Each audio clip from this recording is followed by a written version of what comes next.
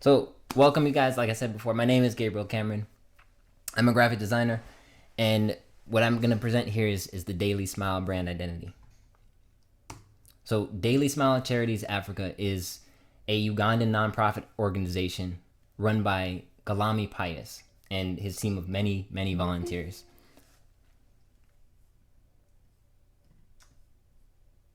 Bear with me.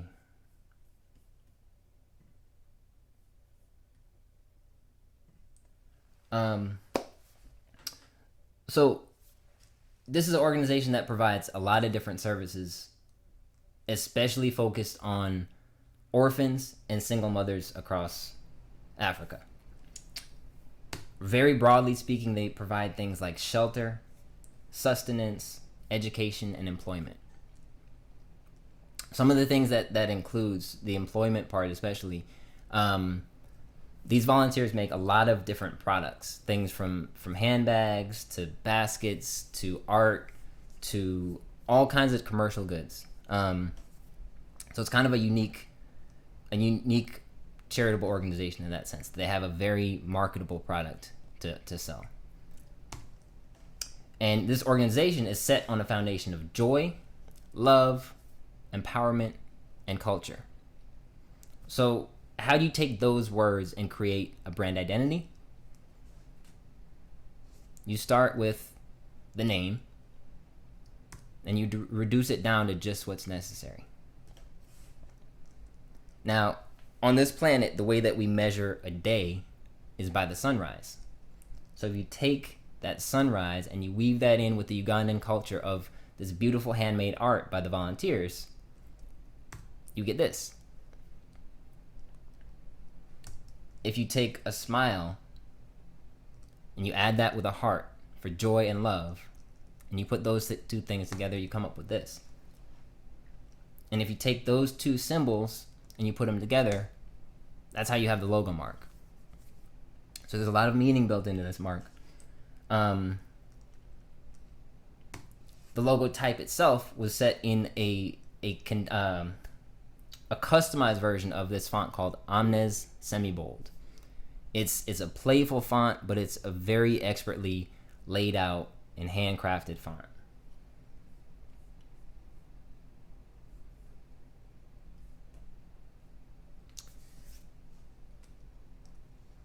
Now, within this logo mark, you have two things. You have this little subtle smile that's kind of built in, and you have the empowering crown. The empowering crown is something that can be used in illustrations.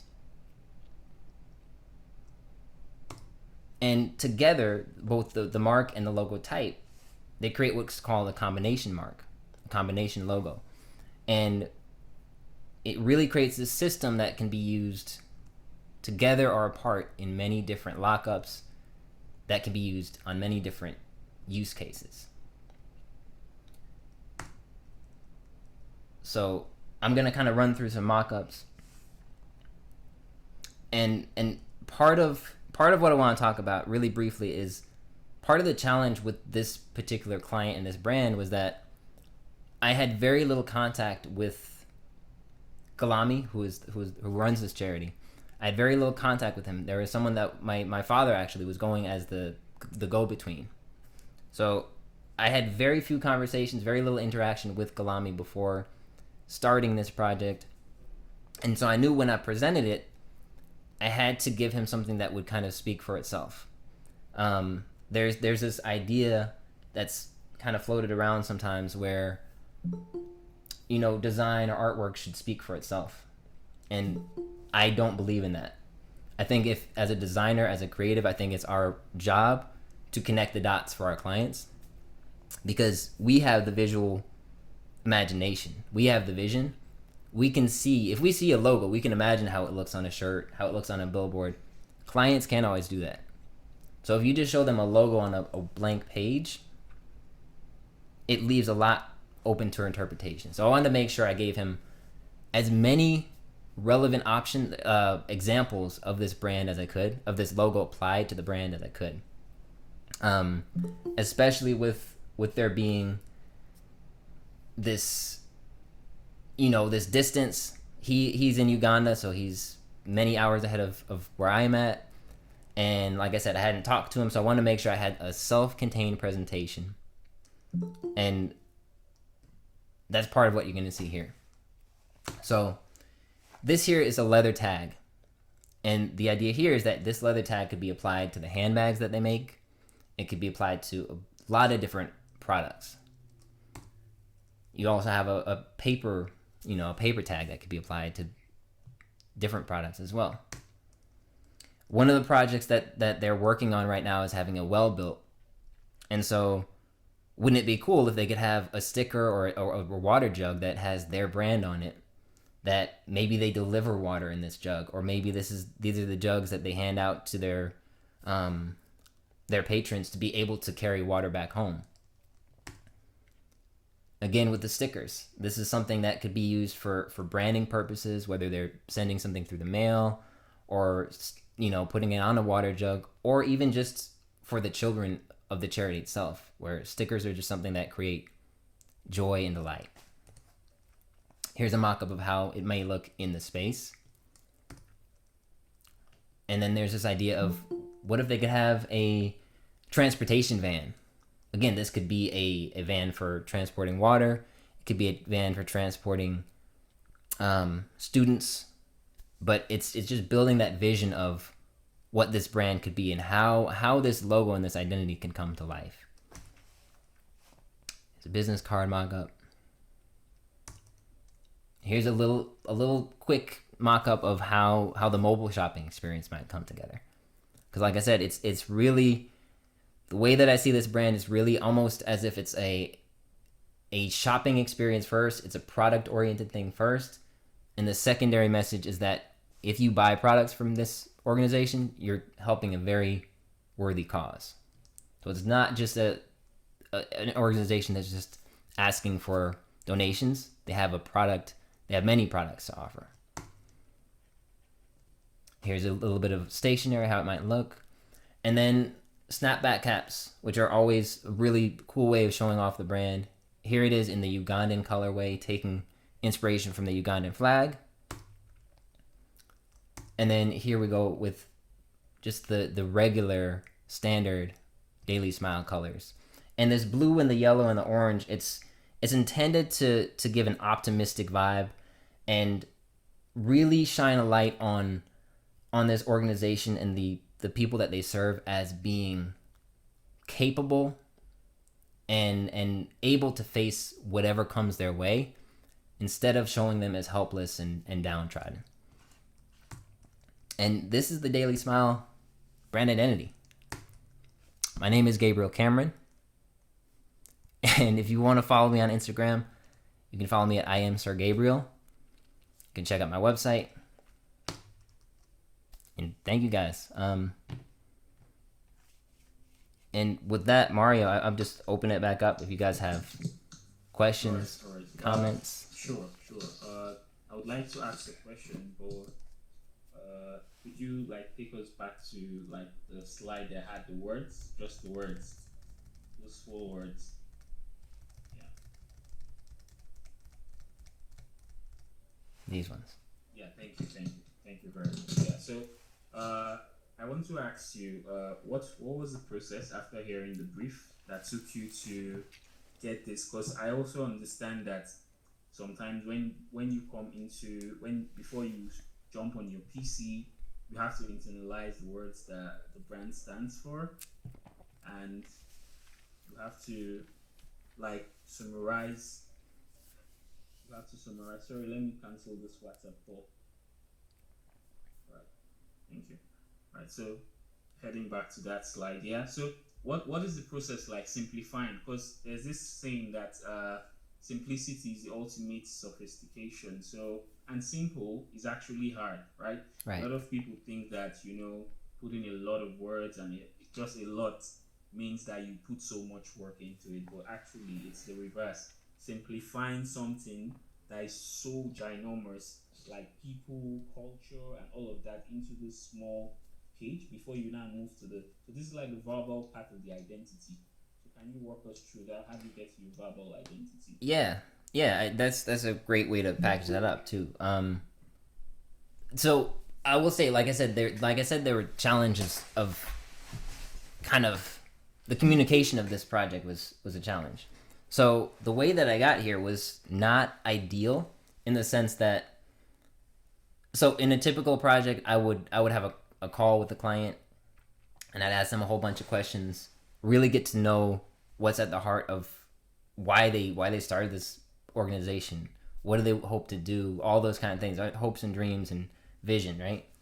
Um, Normally from that, and maybe even like a strategy session where you'd uncover all these things and you'd be able to figure out, okay, what are these words? What are these keywords we want to focus on? I didn't get to have that, but what I did have was I had a lot of information, mostly secondhand, which, like I said, is not ideal. But I had a lot of information, a lot of images that were shared. That Galami, the man that runs this organization, he's an excellent photographer, and he shared hundreds of photos of all different aspects of this organization. The women volunteers weaving the baskets and making the handbags, um, pictures from the orphanage, pictures from people gathering water and the struggles that come along with that. So I had a visual sense of who these people were, and what was really at the heart of the matter, as well as several different. They're working on a website right now. I'm not involved in that, but they sent me the email that they sent the web team that kind of had a bit of a vision and a brief in it. And so basically from all of those different things, I kind of started here.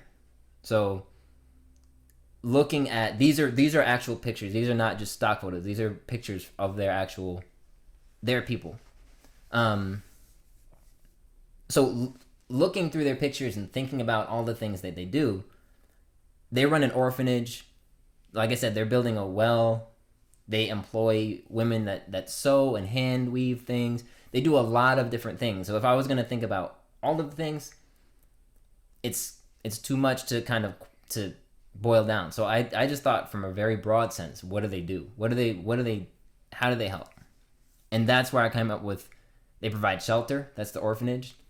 They provide sustenance, which is food, but it's also water.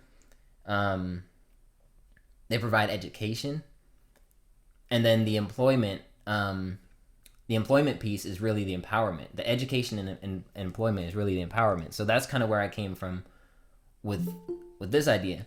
The culture being part of, the culture is just such an important part of the brand because it's literally woven into the products. It's a part of,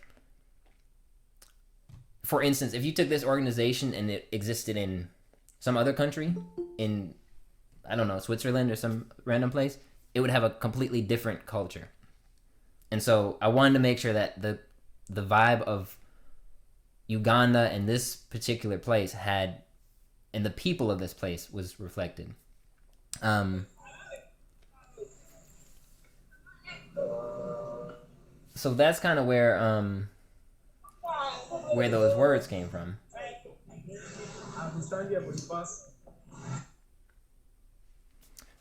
So yeah, basically, I kind of took the overarching benefits that they provide, the services they provide, and I kind of boiled them down to what are the words behind that? What is the emotion? What is the kind of intangible thing behind that? Does that make sense? Yeah, I think it does. And I think it's really an important process. I think I kind of like where you said you took actual pictures or footages from the brand, and that really places you at the heart of things. Because it's sometimes because what we do is repeated, it can start to get mechanical. So I think where you break the mechanics is where you get to the heart of the people. Like really look at what they are doing, yeah, and then trying to simplify from, and this part, guys, is probably what on a broader spectrum would be called like the mood board.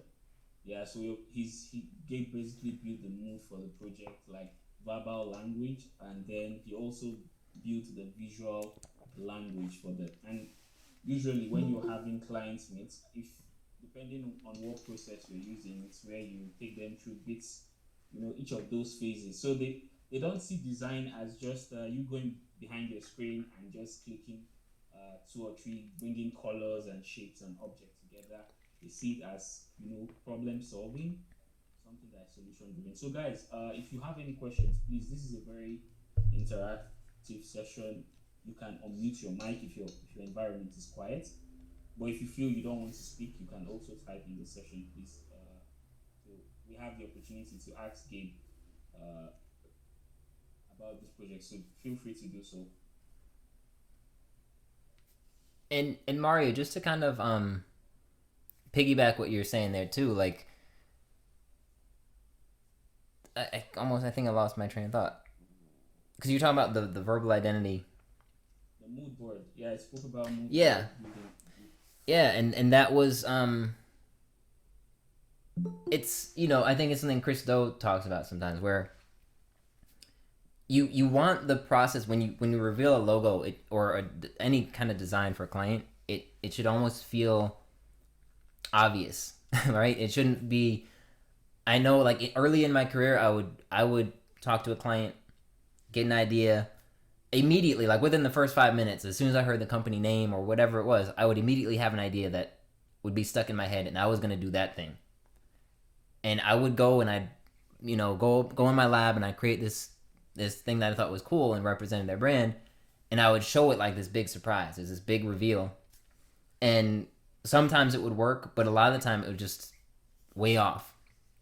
Um, and what this process does, starting with the words and then taking the verbal and then making it visual. What that does is especially, like I said, this was a little bit unique, but especially when you can get those words down on paper and have the client agree that this is what the brand represents, and you agree, and then you agree on what do those things look like. Like typically I would have, if these were the words, I'd say, okay, what does joy look like? What does love look like? What does empowerment and culture? And we would create a mood board based on that would visually represent, and I'd show them and say, this is what it looks like to me. I want to make sure we're on the same page. And once you kind of have that, now I didn't have the liberty of having all those things, but I at least had the words. And these words were, like I said, they weren't just words I pulled out of nowhere. These were words that I saw that were integral to the organization. And so once I had that, it kind of becomes this inevitable process. Instead of this big reveal, it becomes this moment when you see the logo that it should feel like, of course, that's it. And it shouldn't be a big surprise. Yeah, that's really amazing. Let me check the comment section if I can see any questions that anybody has asked. Right, so I'm scrolling through now. So some people were asking for your Instagram handle. Let me type it in. Right, so he said, how were you able to interpret the mood to bring about a lovely identity? So yeah, so now I think it's the next part. Peter was asking, how are you able to transform your visual and verbal research into an identity? Because you make it look too easy, like it's just one slide, and I know that in the background there are actually tons of stuff in the background that you didn't use or guys, please can you mute yourself? Yeah. So how were you able to sift through all of that? Because I also follow Made by James, and if you look at Made by James, always starts with a lot of sketches, and Yeah. then he zooms in on. For me, I would say finding the dead ends that leads you to the right path. So just like in life, you have to like hit some dead ends so you could. Okay, Peter, you want to talk? All right, please unmute yourself. Well, let him just answer that question. Oh yeah, let's hear what you have to say. So you can unmute yourself and speak, please. All right, Gabriel, it's a nice work here, and my major question is around what he's actually talking about.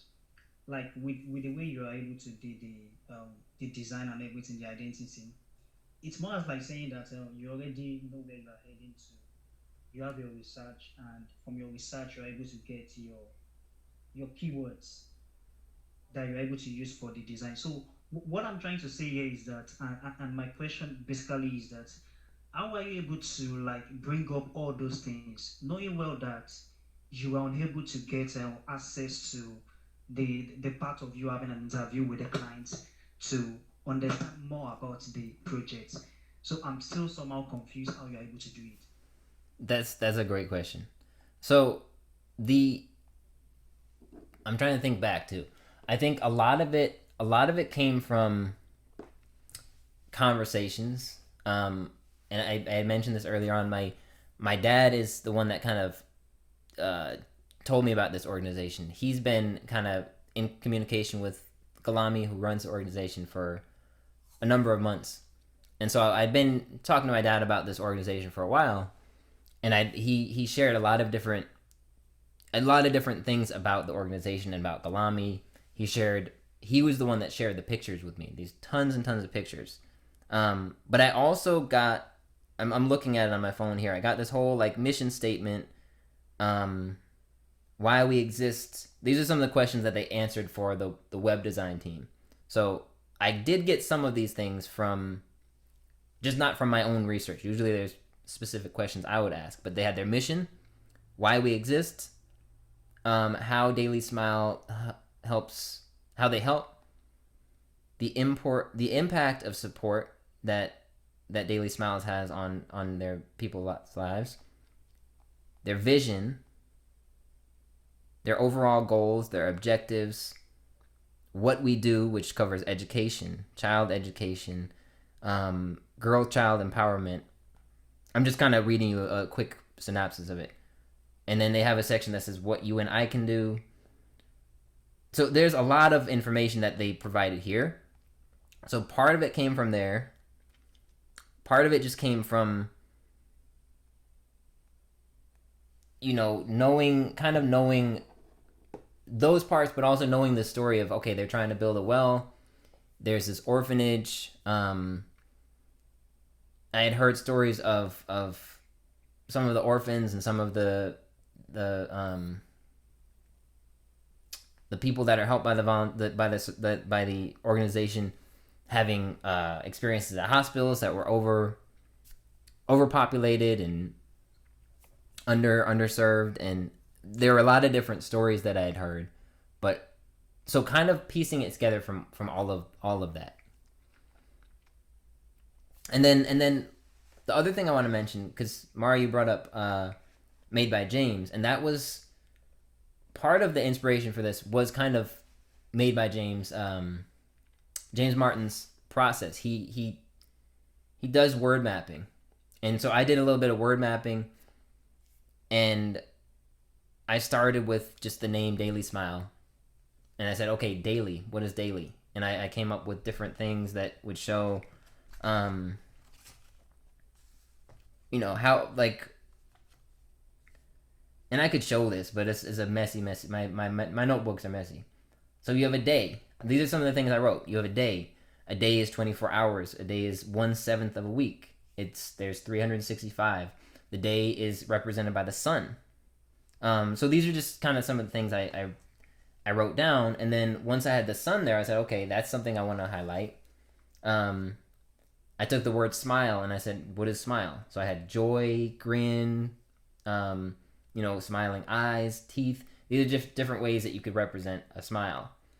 And so all these words, some of the ones that I actually highlighted to show was sun, joy, and patterns.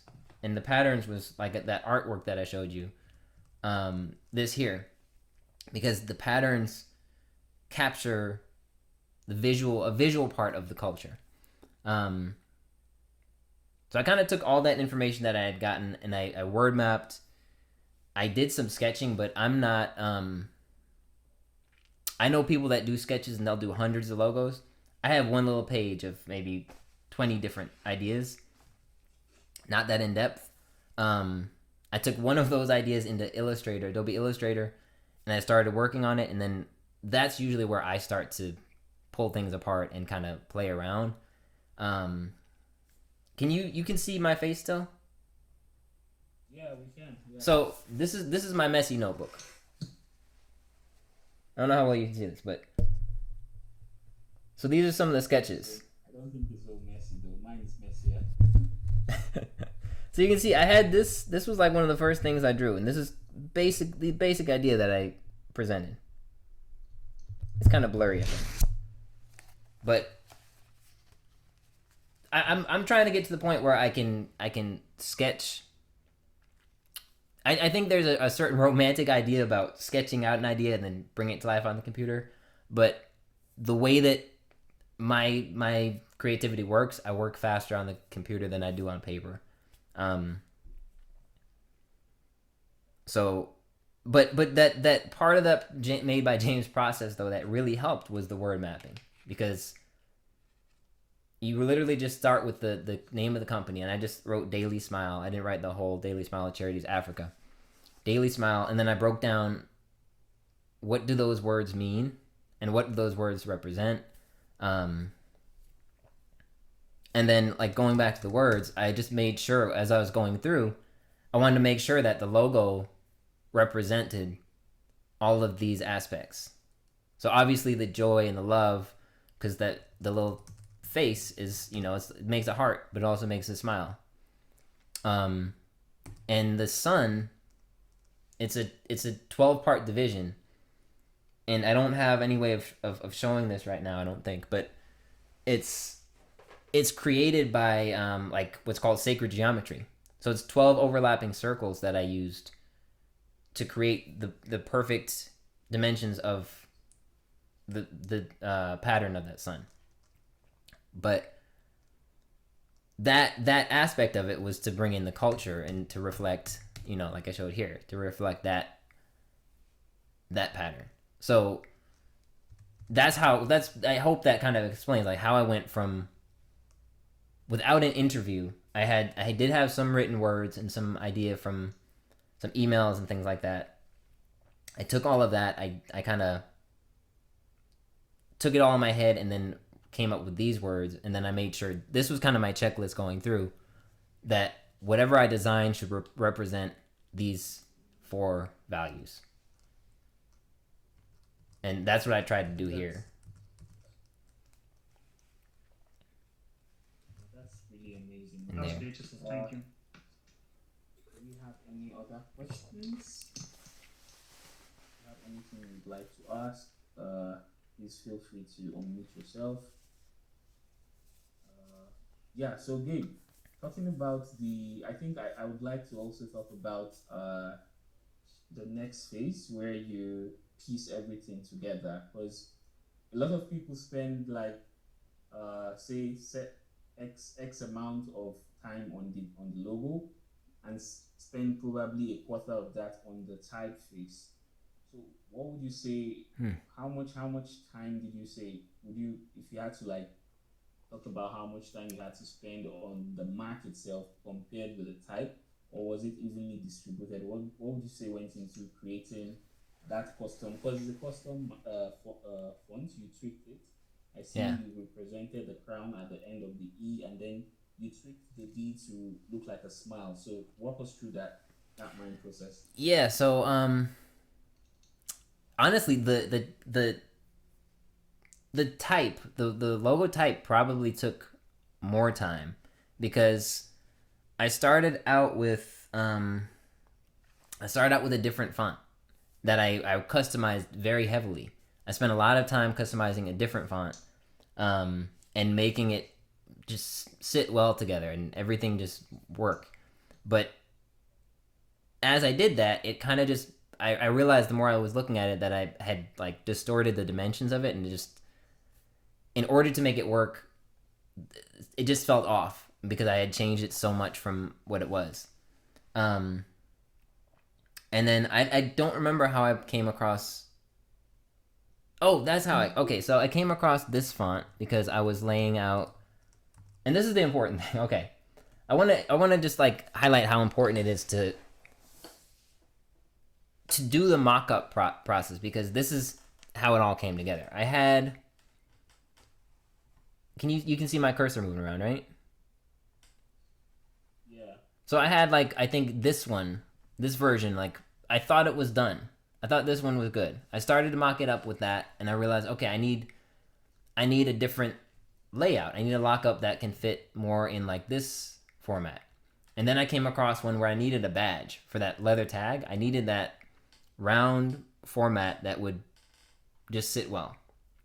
So when I went to type this out and I used the font that I had originally laid the logo type out in, it didn't look nice. It didn't mesh well.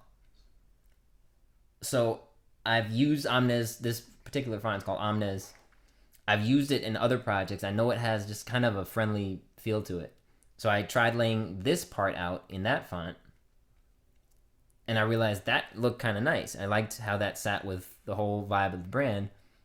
And I was like, let me see how that would look here. So I tried it here, and just typing it out and kerning it a little bit, it looked better than all that time I'd spent customizing that other font. So I realized, okay, let me throw away that other thing. Let me customize this down, make this just right, because a lot of the time, and I think as designers, we fall into this trap where we think we need to do something completely new and creative in order to make our mark. Sometimes a good font, a good logo is just picking the right font and just putting a little bit of a distinction, kerning it just right, and just laying it out just nicely. Like if you think about luxury brands like Chanel and brands like that, it's just a font. No, a lot of people would just look at that and think, I could have done that. I could have typed that out in Microsoft Word. But there's a certain art to it, and you don't need to reinvent the wheel. That's kind of what I'm saying. So through that process of like mocking things up and seeing what worked and what didn't, I realized I needed a badge. When I made the badge, I realized I needed a different font, which informed the font for everything, because it has to match, it has to be consistent. So it really, the type was kind of the biggest headache, I think, because I had gone so far down the rabbit hole of customizing this other font. I can't remember the name of it. And then I realized it wasn't working. So I had to switch it to something else. And I went through a similar process with the face too, because I had the overall shape of the sun, but the face part, I was struggling with making it distinctive, because at first it was just like a regular smiley face. It didn't have a heart. But then that's when I went back, like I said, and I went back to those 4 words and I said, how can I represent all of this? How can I represent the love part? Instead of it just being a generic smiley face. So yeah, it was really probably more time on the logo type, but a good amount spent on both. And I can't stress this enough, like the importance of creating these mock-ups, because you really get to see, does it work? Okay, I created this cool logo. Maybe I created, this version, a horizontal version that works, but that's not going to work here. And that's not going to work here. So you need different lockups. You need different, you need a system, not just one logo. You need a system. And Yeah, sorry, Gabe. Yeah, I just wanted to highlight something you just said now. The system, the brand identity system. I think most people mistake creating the logo from creating the system. So I know this is a chain of thought you've been developing. So you could just clearly distinguish between the logo and then say the brand identity system. Yeah. So I think a good way to look at it would be, this is a logo, but these different elements within it, these are parts of an overarching identity system. Because like I'm showing here, you can take the consistency of this logo, you need to take parts of it. You can take this little element, and that becomes something that you can use within the brand elsewhere. Because if you just have the logo, you can put a logo on anything, but it starts to get to a point where it gets tired. You kind of get over inundated with logos. And so when you have elements of the brand that can be used in other ways, in creative ways, you can do things like this. And I think this is an important thing to look at too, is like, that you're going to have this on social media. So you have to have something like this. This is a good thing for social media. So if you just stop at just developing a logo, maybe this part, it's not flexible. It's not going to be able to work and grow and shrink as it needs to. Yeah, so basically it's not going to be scalable because you have things like websites and then different brand extensions, yeah? Mm-hmm. Let me see if there are any other comments in the section. Any other questions in the comment section? Okay, yeah, so someone is asking, and this is Tayo, it says, what part did you represent the culture with the logo? Yeah, so this is something, I don't know if you know this designer on, I think, where's she from? I think she's from Zimbabwe, yeah? Fungidube. So one thing that is consistent with her work is the history. She's always particular about history and culture. And there are many ways you would have reflected on this project, but I see that you drew the essence of the project from the culture. You took part of the culture. So I think this question is a reflection of that. At what point do you tell yourself, you know what, I think the culture should come in. I think we should start to look at things like elements from this country or their flag or stuff like that. So for this project, at what point did you realize that? Yeah. I think, honestly, I think pretty early on, because, like I said, the images that I was perceiving, I only have a few in here, but every image that you see in this presentation is actual imagery of the people of the organization. So right away, I saw the culture was these are not. I should say that these are just stock photos. But this on the right, those wall hangings, that's actual handmade art from the volunteers. And there's so much. There's paintings. There's hand woven baskets and handbags, and the vibrancy of patterns and the colors that everybody's wearing and that they're surrounded in, and the emotions and the interactions that you see between people in these photos. It's real. All of this is real. It's not and the beautiful thing about it too is that Galami, the man that runs this organization, he is from there. He is Ugandan. So he is not some outsider coming in and taking photos. This is their everyday life that he's just capturing. So this is as real as it gets. So it was very apparent to me very early on that culture played a very big part. And I mean, getting to the word culture is kind of, maybe that's the tricky part, because culture can represent people, it can represent traditions, right? There's a lot of different things that go into that, but culture was the word that I felt like captured all of that. And just to like very specifically answer, like where did I put the culture into the logo? It was taken from this inspiration and the pattern of this this artwork. And it's a little bit different, but it was taking that as inspiration and creating this this shape. And because I think there's something really powerful about patterns, where it's these particular kinds of patterns where it's perfect in its dimensions, but it's it's handmade, and so it creates this beautiful juxtaposition where normally if something is perfect and it's laid out just so, it loses its charm because it's too perfect. But this doesn't have this has both.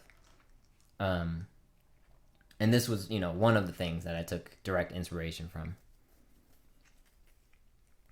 But kind of the idea of the patternization of representing culture.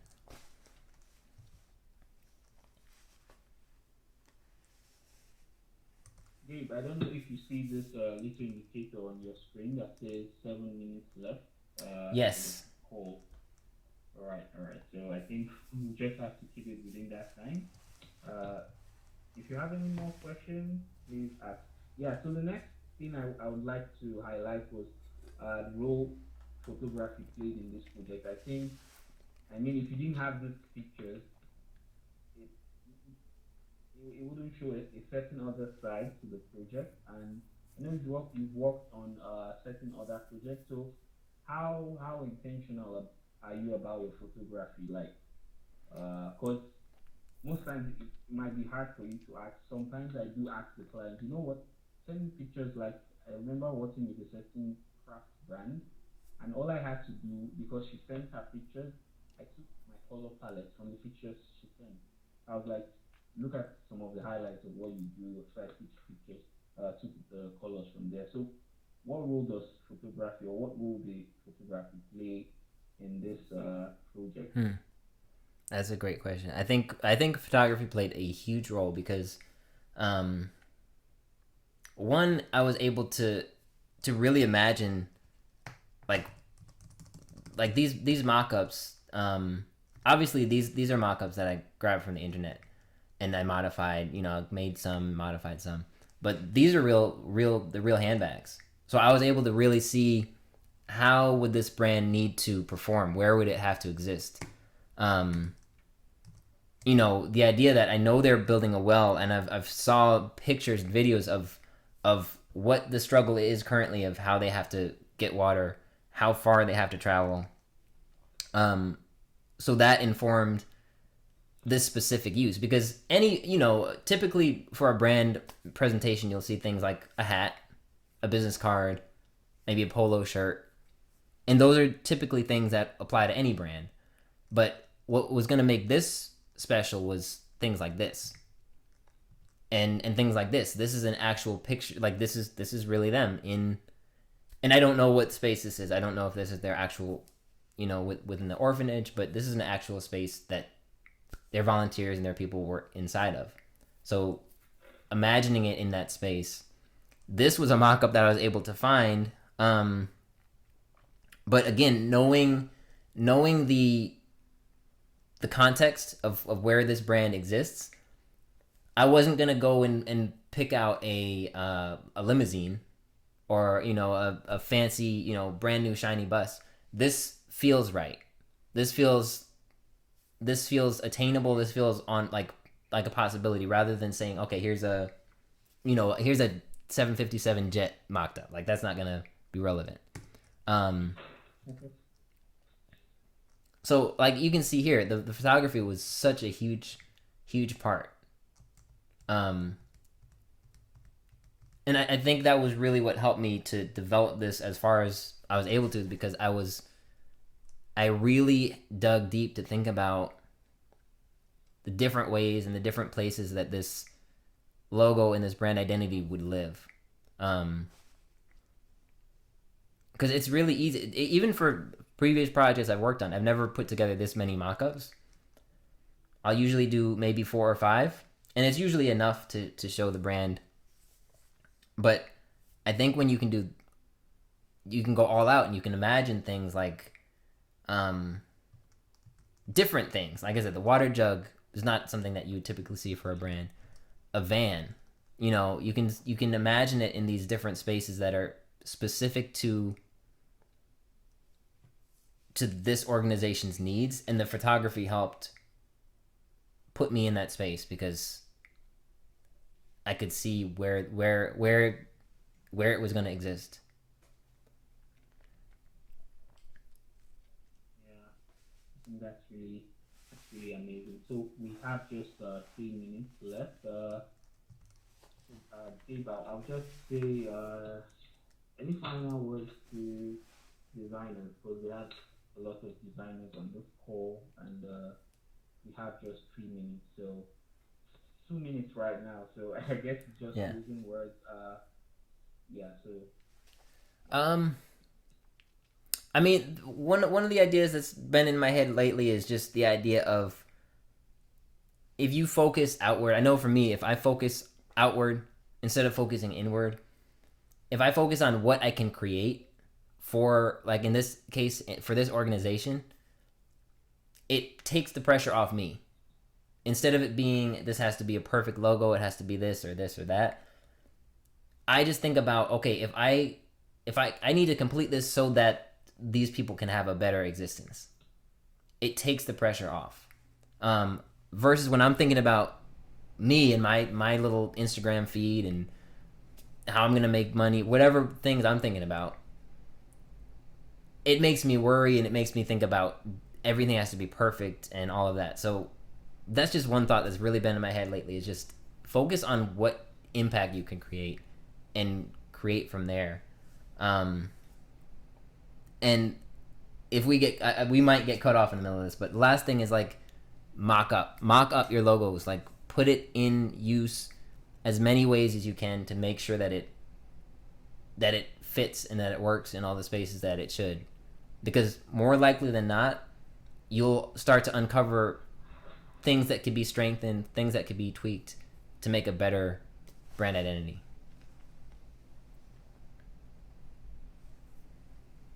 Thanks a lot, Gabe. The call will end in few seconds now. Thanks a lot, guys. Thank you, guys. Follow him, and I'll see how we could get the presentation if it's something he can give out. So, you have a lovely day, guys. Yeah.